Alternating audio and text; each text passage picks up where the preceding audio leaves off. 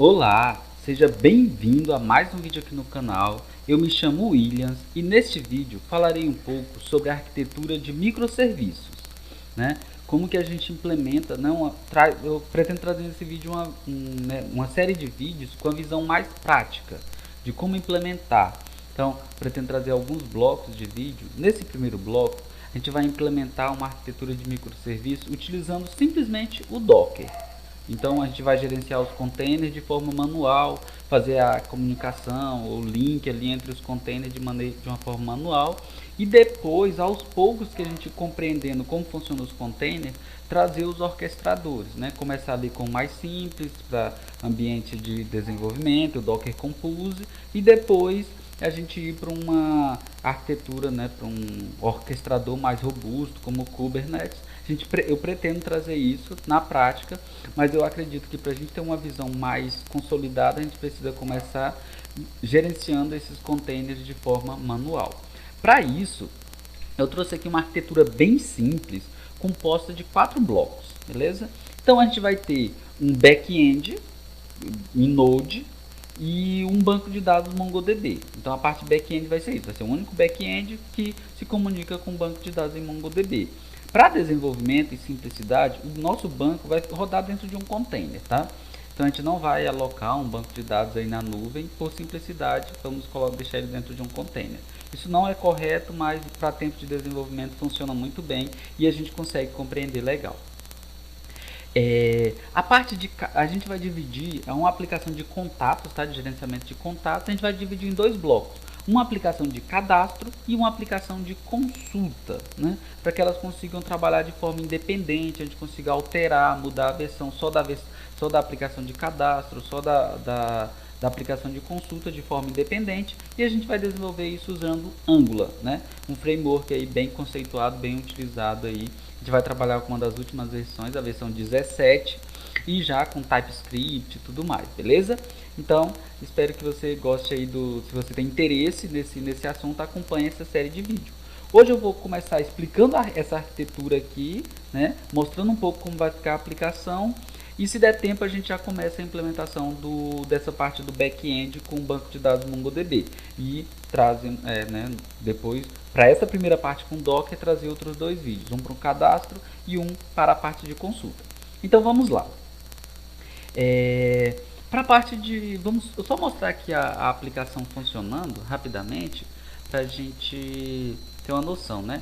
Então aqui eu já tenho uma aplicação rodando, tá rodando aqui em container dentro do Docker. Eu tenho uma primeira aplicação rodando aqui no localhost na porta 8081, que é onde eu vou realizar o cadastro, e eu tenho uma aplicação rodando na porta 8082, que é onde eu vou realizar a consulta, certo?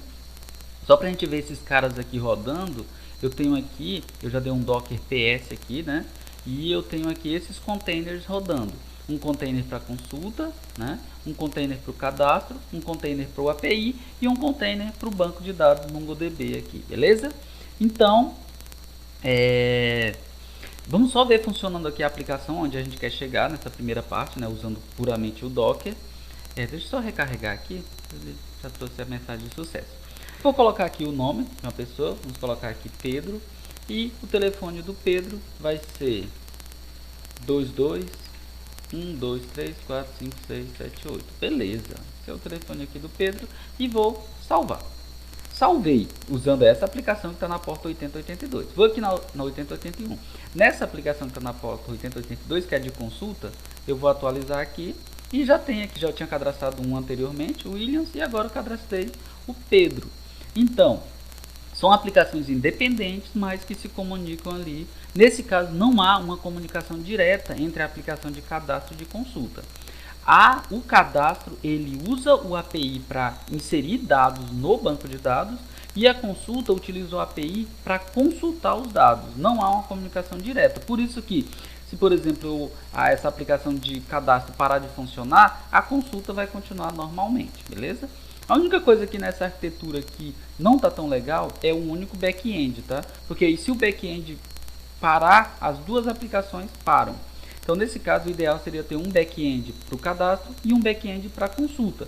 Mas como o objetivo aqui é trazer uma arquitetura mais simples para que a gente consiga trabalhar, né, o ciclo completo, eu resolvi deixar apenas um back-end. Então, essa é a aplicação que a gente vai trabalhar, tá? Eu vou mostrar primeiro a parte de gerenciamento, depois a parte de desenvolvimento aqui. É uma aplicação bem simples, tá? Como a gente pode ver aqui, o HTML dele, o JavaScript é bem simples. Mas o objetivo é ver, né, essa arquitetura de microserviço na prática, tá bom? Então, é isso a aplicação. Vamos começar aqui a parte então do Mongo. Eu vou aqui entrar no Docker e vou pedir para parar todas as aplicações rodando. Eu tenho aqui um conjunto de scripts, tá, que eu deixei pronto para a gente usar aí durante o curso. Lembrando, toda a parte do código, dos scripts, tá no link que eu vou deixar aí para o meu repositório no GitHub, tá? De forma pública, então vocês podem estar copiando, né? Mas eu aconselho digitar cada um dos comandos para ir pegando a prática. Mas para testar primeiro você pode copiar e colar, que funciona bacana, tá bom? Então eu vou começar com a parte do Mongo. É o mais simples para a gente já começar a ver como que funciona. Então, antes de tudo, eu vou rodar esse comando aqui, ó. Eu vou rodar dois comandos no Docker puro, tá? Então tem um conjunto de container rodando, a gente viu. Eu vou colocar esse comando aqui, ó. Quer dizer, eu não posso rodar o RM logo porque os containers estão rodando, então eu vou pedir para parar. Ó. Então docker stop. Esse comando aqui para todos os containers, tá? Eu vou mostrar aqui, se eu quiser parar um container, apenas um container, por exemplo, o container de consulta, eu posso simplesmente pegar o ID dele aqui, ó, digito docker ps, dou um enter, ele mostra o ID, eu posso pedir o stop nesse cara especificamente. Aí só minha aplicação de consulta que vai ser parada. Mas aí no caso, quando eu tenho vários containers rodando, né, eu prefiro rodar aquele outro comando que ele já finaliza todos. Ó, vou mostrar aqui que a consulta parou de funcionar. Ó, o cadastro continua funcionando. Isso que é interessante dessa arquitetura de microserviços, tá? A gente consegue ter partes da aplicação de forma independente. Mas no caso eu quero que parar todo mundo de uma vez, então eu vou digitar aqui docker stop. Aí eu coloco aqui um comando de query que ele vai fazer um docker ps, né, que vai pesquisar todo mundo, então ele vai acabar excluindo parando todo mundo. Eu vou depois, isso aqui é interessante para você não ter sobreposição de uso de portas e tudo mais. Se a gente for começar a manter esses containers rodando, a gente vai ter vários problemas aí de utilização de portas, de nome de container e tudo mais. Então todos estão parados. Se eu der um docker ps, não vai aparecer nenhum, mas se eu der um docker ps -a, ele vai mostrar todos os containers aqui, mas já parado, ó, tá vendo? Exited. Mas eu quero remover, porque ainda dá problema de porta e tal. Então o que eu vou fazer? Eu vou dar um docker rm, aí colocar aquela queryzinha lá, que é o docker ps-pa. Aí ele vai remover esses containers que eu tinha. Então eu vou dar um docker ps aqui e um docker ps-a, e ele não vai mostrar nada, beleza? Então já matei, tá tudo limpo. Se eu rodar qualquer coisa aqui, nenhuma das aplicações vai estar mais funcionando. Por quê? Porque eu parei aqui essa parte, beleza?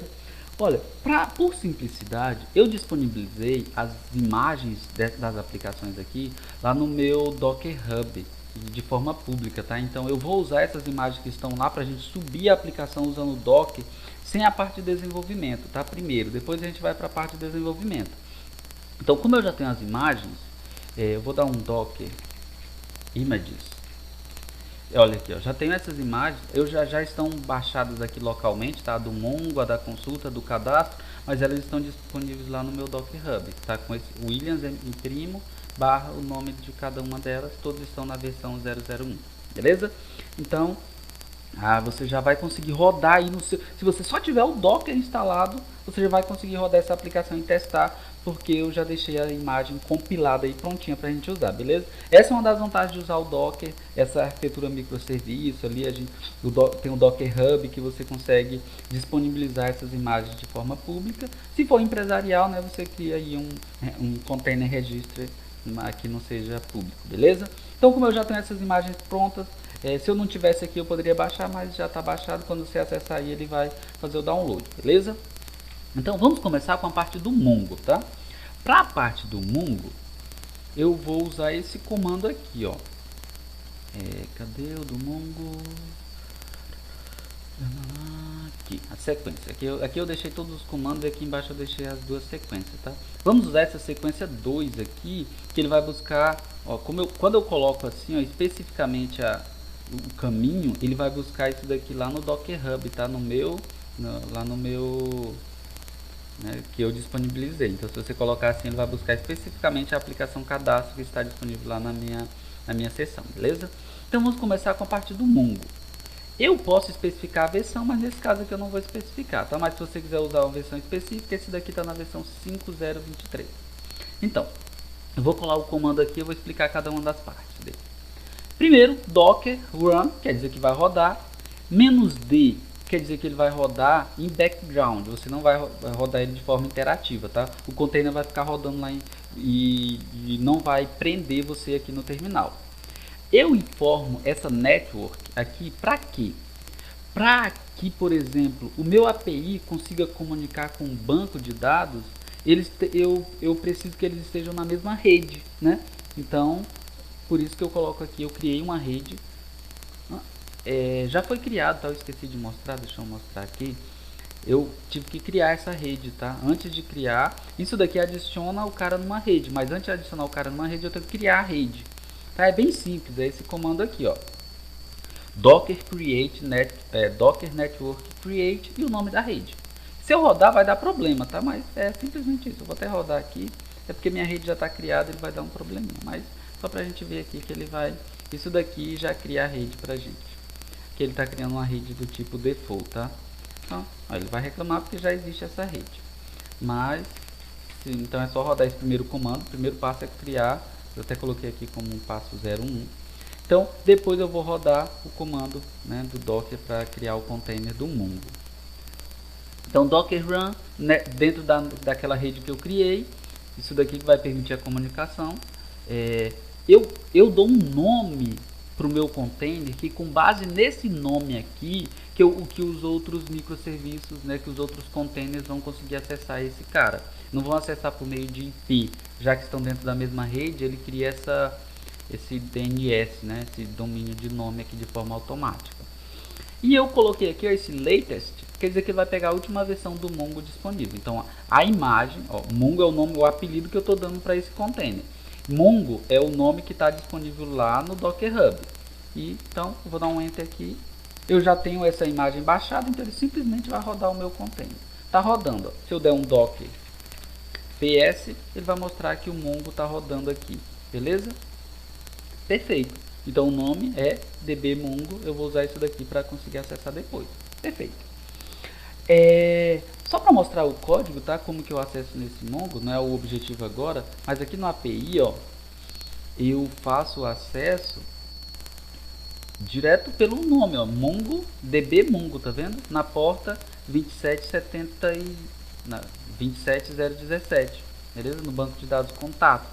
Então o nome que eu coloco ali é importante e eu só consigo fazer isso daqui por causa daquele network, beleza? Então só para deixar aí, então a partir do banco de dados é isso, tá pronto. Eu posso até interagir com ele e tudo mais, mas a gente não precisa fazer nenhuma configuração a mais para esse projeto simples, não vamos trabalhar com autenticação e nem nada do tipo, beleza?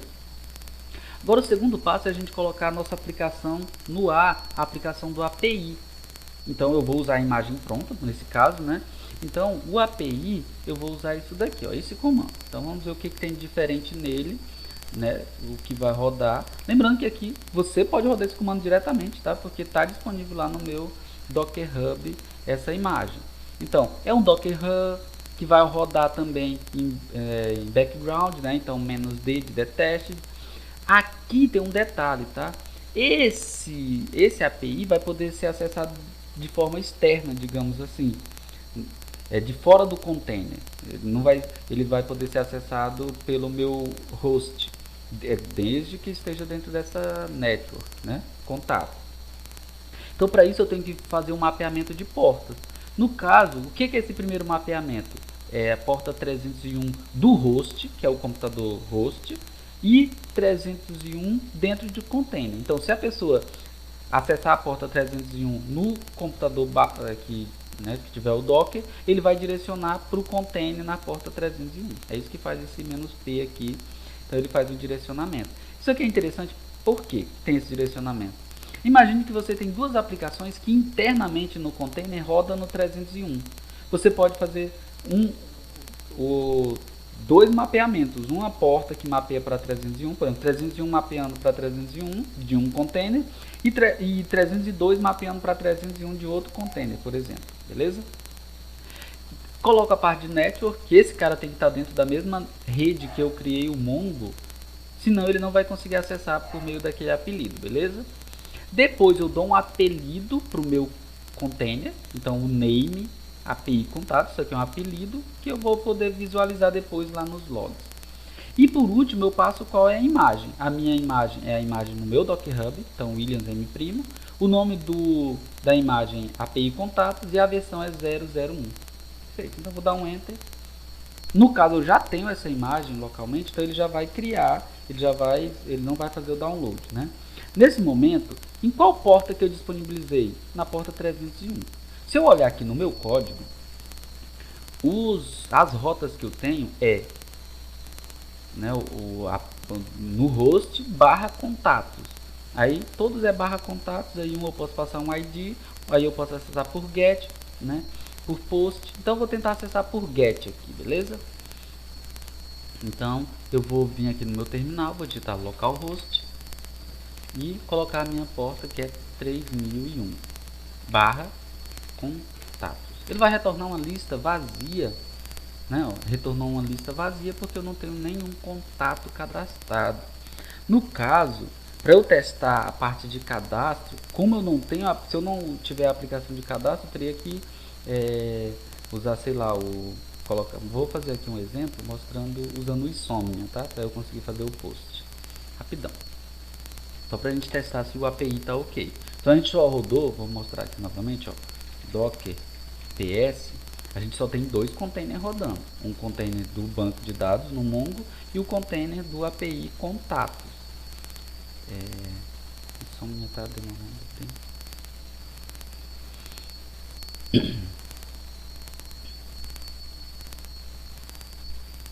Beleza, ó, eu tenho até um exemplo aqui de usuário, né, de requisição pronta. Eu vou mandar um ID, né, nesse caso aqui o ID eu estou mandando estático por simplicidade, o nome do telefone. Beleza, vou clicar aqui, ó, como que funciona aqui no Insomnia. Aqui ó, eu escolho o post e coloco o meu endereço. Aqui tá errado, né, tá 300, tem que ser 301. Então, localhost 301 /contatos. Então, o post dele vai fazer o cadastro lá. Vou clicar em OK, clicar em Send aqui. Ó, ele foi lá, já cadastrou. Vou cadastrar uma outra pessoa aqui. Vou cadastrar aqui Williams. Uma Maria. Com ID 13. Perfeito. Então acessei aqui. Eu posso acessar via GET aqui também, tá? 301. Se eu só mudar para GET aqui, sem mandar nada, só mudar para GET por aqui eu também consigo acessar, tá? Se eu mandar GET, ele vai me trazer a lista aqui, ó. As pessoas foram cadastradas. E eu posso acessar também. O caso do GET eu consigo acessar diretamente pelo navegador. Beleza? Então o meu API está disponível. Tá gravando os dados lá no banco de dados, né? E no Mongo. E eu estou conseguindo acessar por meio do navegador, porque eu disponibilizei ambos aqui. Beleza? Vamos só fazer o ciclo completo, tá? Vou rodar a próxima aplicação, que é de cadastro. Então já tenho aqui também o script pronto para rodar ela. Vai ser da mesma forma, tá? Que eu rodei a outra. Então só vai mudar o nome. Então a parte de cadastro, a gente vai ter esse comando aqui. Docker run para rodar um container. No caso, -d para rodar no background. A porta vai ser a porta 8081, né, mapeando em 8081 do container, então vou conseguir acessar por 8081. Vai ser dentro da mesma rede, né, então a network contatos. E o apelido que eu vou dar para esse cara é cadastro. E aqui, eu esqueci de colocar, não é esse daqui, né, na verdade, tem que ser para pegar o lá do Docker Hub. é Williams M' barra cadastro. E vamos colocar aqui a versão 0.0.1.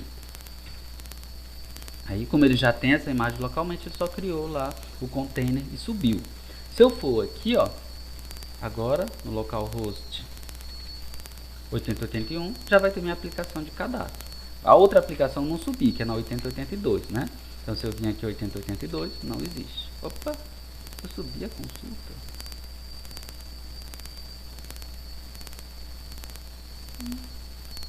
Ah, não, ele manteve lá em cache, tá? Acabei pensando, falei, o que aconteceu, que eu não tinha subido, né? Então, a minha consulta não está disponível, mas o meu cadastro tá. Ó, o cadastro está aqui. Então eu consigo cadastrar normalmente, ó, sem a parte da consulta rodar, eu consigo fazer um cadastro, ó. Maribel. Vou colocar aqui 91 98 e vou cadastrar. Rodou, salvou lá. Se eu for fazer a consulta lá, aqui, ó, já está cadastrado, beleza? Tá vendo que é independente? Agora eu vou subir o container, né? Um container para minha para a versão da consulta. Então tem aqui também é o mesmo comando, ó. O que muda aqui, na verdade eu tenho que pegar aqui de baixo, né? Que está vinculado lá com a minha imagem no Docker Hub. Então só muda isso, tá? Quando eu quero buscar uma imagem que eu tenho localmente e oficial, eu não especifico esse prefixo. Quando eu quero buscar uma imagem que foi disponibilizada por um usuário específico, eu coloco aqui esse prefixo. Aqui, como é o meu usuário, ele vai buscar lá dentro do meu Docker Hub, beleza? Então, vou colocar aqui para rodar também. Então, eu pedi aqui para rodar. A diferença, ó, só é bem parecido com o outro. O que muda desses dois, né? Como eles são contextos estáticos, o que mudou basicamente é a porta. Ó. Esse roda na porta 81, esse na 82. Na rede é a mesma e a imagem, né? A imagem muda, são aplicações diferentes. Então, se eu for agora aqui, ó, no localhost 8082, vai estar rodando a minha aplicação de consulta bacana aqui já. Beleza? Então, pessoal, nesse vídeo o objetivo era esse, ver qual a aplicação que a gente vai desenvolver e colocar para rodar já, né, para a gente conseguir ter esse gostinho, para você não ficar preso à parte de desenvolvimento e tudo mais. Então eu resolvi trazer esse primeiro vídeo com as imagens prontas disponibilizadas lá no Docker Hub. No próximo vídeo a gente vai ver como desenvolver o projeto do cadastro, tá? Quer dizer, do API, a gente vai começar do API, como desenvolver o código do API e como montar a imagem e rodar essa imagem localmente, tá? Sem ser essa imagem aqui que está lá no Docker Hub, beleza? Então, nos próximos vídeos a gente continua aí. Espero que você tenha gostado desse vídeo. Se você gostou, não esquece de deixar aí o seu joinha, de comentar, de compartilhar, né? E bora acompanhar os próximos vídeos que a gente vai ver a parte agora de desenvolvimento de cada um desses blocos. A gente viu todos rodando e gerenciando agora no Docker, né? E a gente vai ver depois como implementar cada um deles. Então, espero você no próximo vídeo. Valeu!